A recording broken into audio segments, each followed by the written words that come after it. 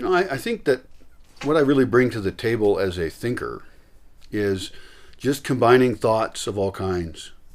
I think a lot of invention is ahead of its time, and it takes off when some other technology also advances or combines with something to then make an idea that wasn't feasible before suddenly feasible. And so when I look at a lot of the systems people are thinking about creatively with agriculture and vertical farming, hydroponics, aquaponics, a lot of it seems very hardware heavy to me. And I'm not religiously against hardware, but I almost always have a negative initial reaction to those particular systems because they seem set up to be temporary and fail. And so I don't want to see plastic PVC tubing as much as I want to see concrete canals that we maintain for hundreds of years. Does that make sense? Do you understand? That there's a huge difference there in the scale of what you're thinking about when you build something. Like, how's that system going to fail? If it's going to fail, then don't build it. Of course, everything, will disintegrate someday. The sun will expand and we all die. But in the meantime, we can actually build low-tech systems. I mean, look what the Romans did with aqueducts. That's impressive to me. Whether it was smart or not, I don't know. But there's a lot of old ways of doing things we could do again. But the advantage we have is we get to combine these oldest of ideas with every single idea from every other culture and from our best scientific knowledge.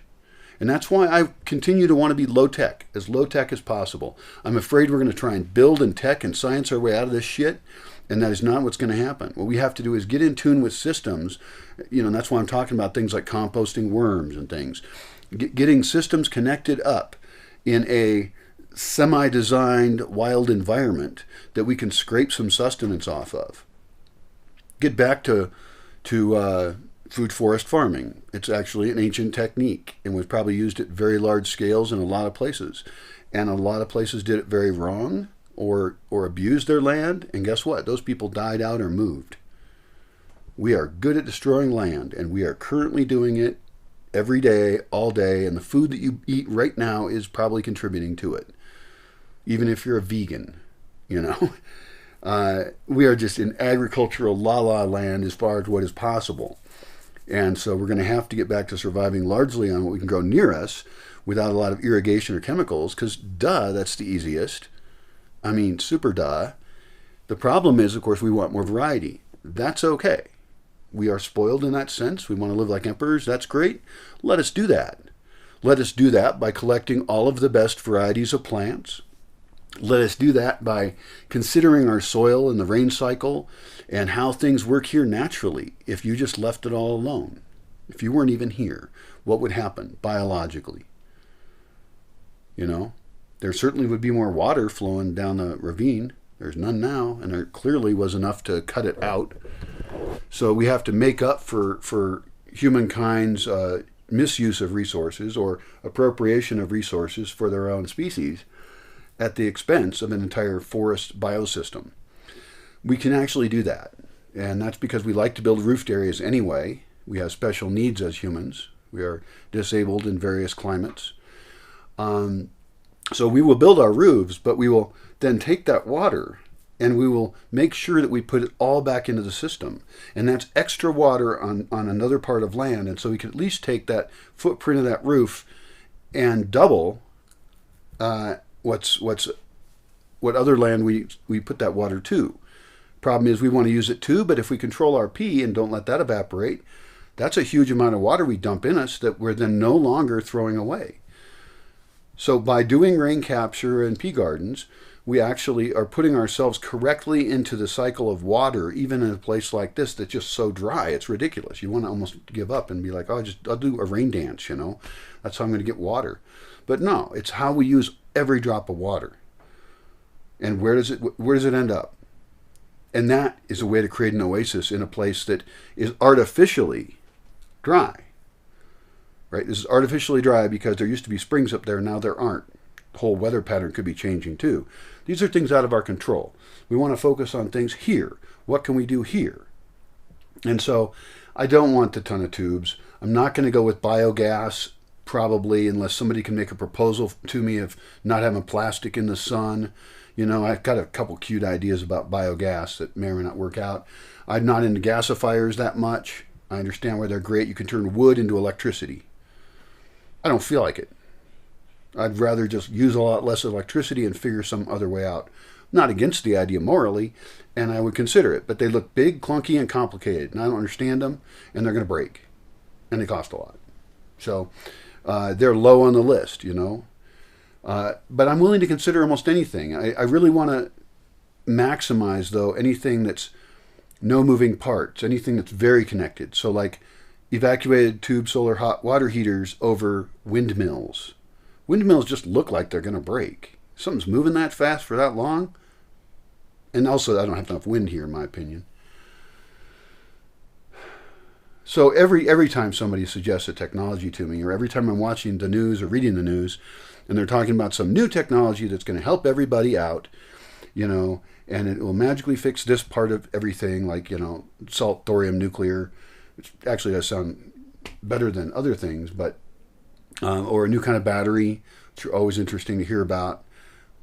A lot of them don't seem to pencil out, but, you know, we got to try a lot of stuff, and there's people way smarter and specialized than I am doing that. And I appreciate the work on the technology end, totally.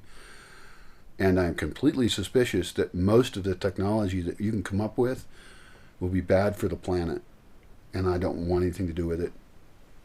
Pretty certain of that. That's a little bit pessimistic, but I suggest some scientists, as cool as they are, and I think scientists are great, you know.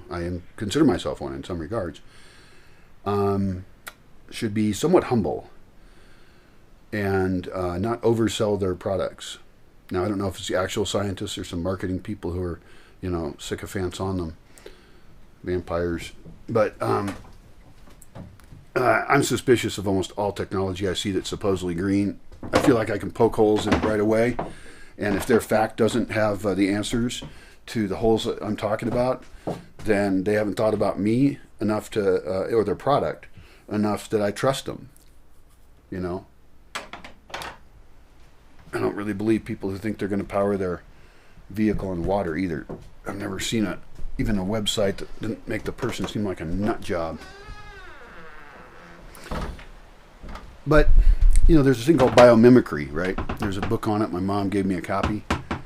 And that's essentially what we need to do here, is look at every single input and output of every being here to the degree we can even sense them. I don't have a microscope to try and establish first contact with tardigrades or anything. But everything here we have to see as part of a big machine. Since we like machines, I'll say that. A biological machine that has inputs and outputs and needs and wants and a life cycle.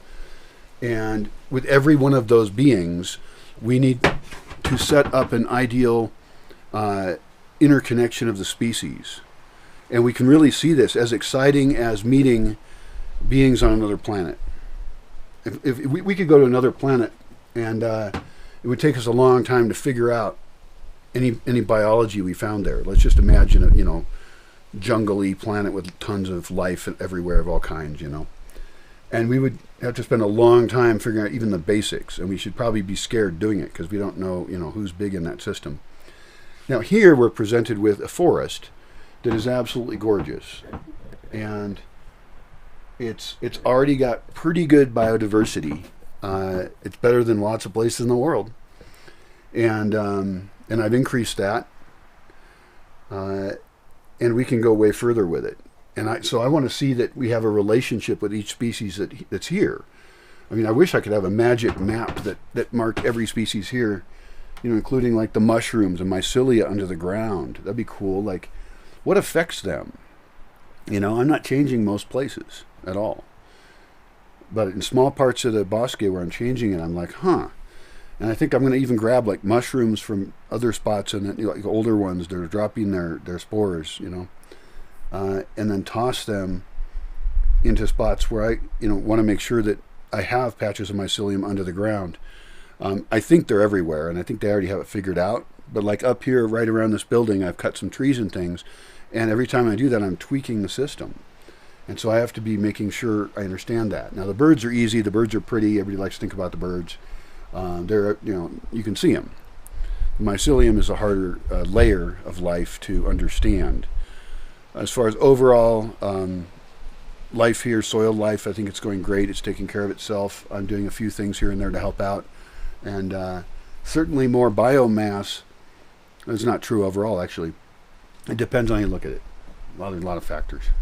Damn. It's hard to say true shit. It really is, because, even true stuff is not always true completely. Systems are just so complex.